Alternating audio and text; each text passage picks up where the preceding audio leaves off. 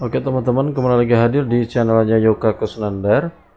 Sekarang kita akan belajar tentang PPKN masih, yaitu di pertemuan yang kelima. Saya hanya mengingatkan kita pekan depan ulangan ya.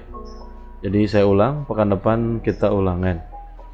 Nah, sekarang kita akan, saya lupa ngasih tahu, untuk hari ini saya ngasih tahu bahwa Anda diminta untuk mengumpulkan tugas. Tugasnya itu adalah mengupload di Google Classroom. Nanti kode kelasnya nanti akan saya tuliskan di kolom deskripsi yang ada di sini. Kemudian Anda silahkan upload. Lalu tugasnya apa? Tugasnya itu ada 3, yaitu aktivitas 1.1, aktivitas 1.2, dan aktivitas 1.4. Untuk 1.3 itu tidak ada. Jadi saya ulang, untuk aktivitas 1.2, dan 1.4. Jadi ada 3 tugas yang harus Anda kirimkan atau harus Anda upload.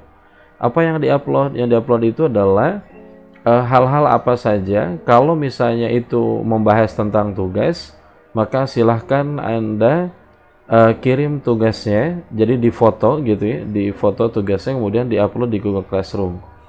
Terus kemudian jika itu tentang resume materi, maka disilahkan Anda merangkum resume materi tersebut. Seperti itu ya.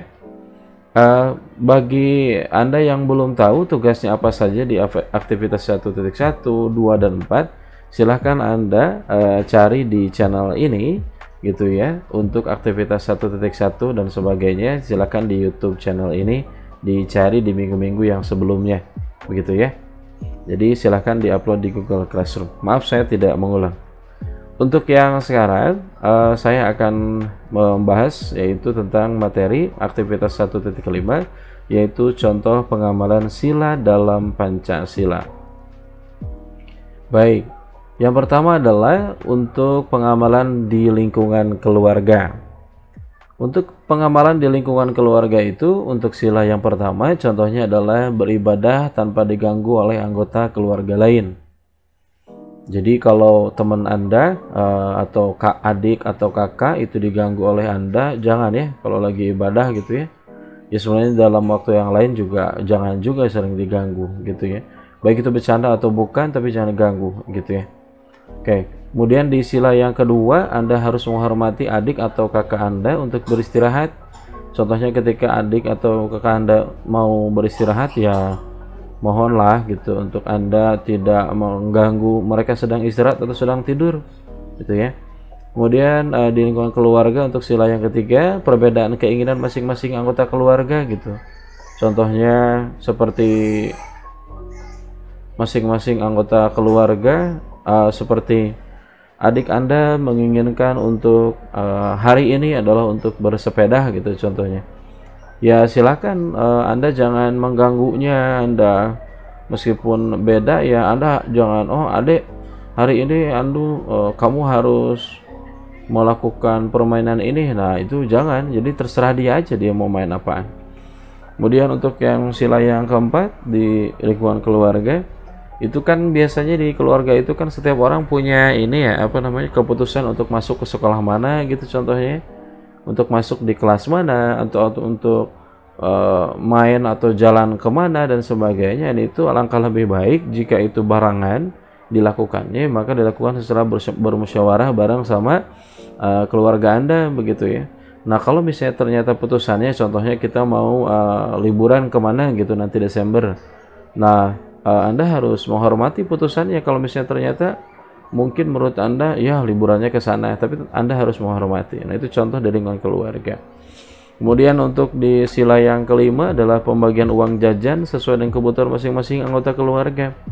Kenapa sesuai kebutuhan? Karena mungkin adik Anda mungkin lebih besar di bulan ini pengeluarannya, atau Anda lebih besar atau gimana, dan itu jadi pembagiannya itu berdasarkan kebutuhan masing-masing gitu.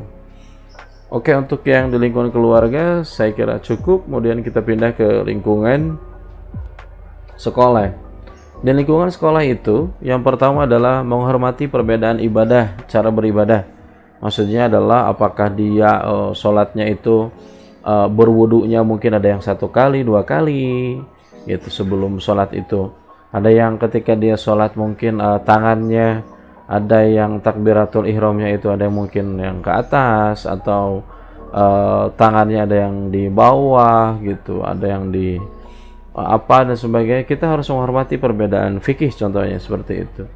Jika ibadah yang lain contohnya pemahaman tentang agama dan sebagainya, kita harus menghormati gitu ya. Kemudian sila yang kedua, tidak membeda-bedakan orang gitu ya berdasarkan gender. Contoh, kamu tuh perempuan, kamu tuh lemah gitu. Nah itu nggak boleh mengatakan seperti itu. Jadi ya apalagi Anda mengolok-olok tuh jangan ya gitu, nggak baik. Kemudian persatuan Indonesia, menghormati perbedaan latar belakang keluarga yang berbeda suku contohnya. Jadi mungkin ada suku Batak, ada suku Sunda, ada suku Jawa dan suku yang lainnya. Anda jangan mengolok-olok mereka gitu, seperti itu. Kemudian ada sila keempat, pemilihan ketua OSIS contohnya. Dilaksanakan dengan cara musyawarah atau melalui penghutang suara yang terbuka. Jadi memang harus transparan, jadi semua orang tahu gitu.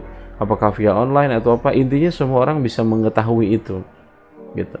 Kemudian yang terakhir di sila yang kelima, setiap siswa memiliki hak yang sama dalam mendapatkan pembelajaran yang berkualitas. Nah ini lingkungan sekolahnya itu yang dilakukan oleh sekolah gitu ya, dari pihak sekolah, bukan oleh sebagai siswa, tapi memang yang berkualitas yang dimaksud adalah semuanya sama gitu. Jadi gurunya berkualitas, sarana dan pembelajarannya juga berkualitas, seperti itu. Next, selanjutnya yang terakhir yaitu di lingkungan masyarakat. Lingkungan masyarakat ini yang pertama adalah mengembangkan sikap menghormati, menjalankan ibadah sesuai dengan agama dan kepercayaannya masing-masing. Kalau dengan masyarakat saya kira Anda paham ya. Jadi kita kan ada yang beda agama atau apa, dan kita harus saling menghormati perbedaan itu. Kemudian mengembangkan sikap tidak semena-mena. Semena-mena itu jadi ada orang lain yang melakukan sesuatu terus kemudian kita melarang mereka untuk melakukan sesuatu. Nah berarti itu semena-mena begitu. Kemudian yang ketiga, sila yang ketiga itu mengembangkan persatuan dan kesatuan atas dasar Bhinneka Tunggal Ika. Maksudnya lebih kepada di lingkungan masyarakat itu ketika ada yang berbeda suku, berbeda budaya dan lain sebagainya, yang dikedepankan itu adalah persamaannya, yaitu sama-sama sebagai warga yang membutuhkan perlindungan, warga yang menyukai kedamaian, warga yang menyukai ketenangan dan sebagainya gitu. Kemudian yang keempat, musyawarah untuk mencapai mufakat. Maksudnya apa? Yaitu setiap hal apapun, keputusan yang ada dalam masyarakat alangkah lebih baik begitu keputusan tersebut dimusyawarahkan. Contoh mungkin pengumpulan dana untuk 17 Agustusan, atau bermusyawarah untuk apa sih yang harus dilakukan untuk memeriahkan 17 Agustusan ini gitu, contohnya gitu ya. Kemudian yang terakhir adalah mengembangkan sikap adil terhadap sesama. Adil yang dimaksud itu beda-beda, ada yang sama rata, ada yang proporsional dan sebagainya. Tapi kebanyakan orang memahami adil itu adalah sama rata. Begitu ya. Oke, begitu saja. Terima kasih untuk hari ini, dan sekali lagi jangan lupa untuk Anda untuk mengupload di Google Classroom gitu ya tugasnya. Sekali lagi tugasnya nanti akan kode kelasnya itu akan saya tuliskan di kolom deskripsi. Oke, terima kasih. Kalau Anda ada pertanyaan tentang tugas atau apa, silahkan Anda tuliskan di kolom komentar ya. Jangan via yang lain gitu, apakah melalui Telegram dan sebagainya. Itu Anda lebih baik bertanya di sini di kolom komentar saja, supaya satu pintu saja. Oke, terima kasih untuk hari ini. Semoga kita bahagia selalu dan kita sehat selalu. Semangat!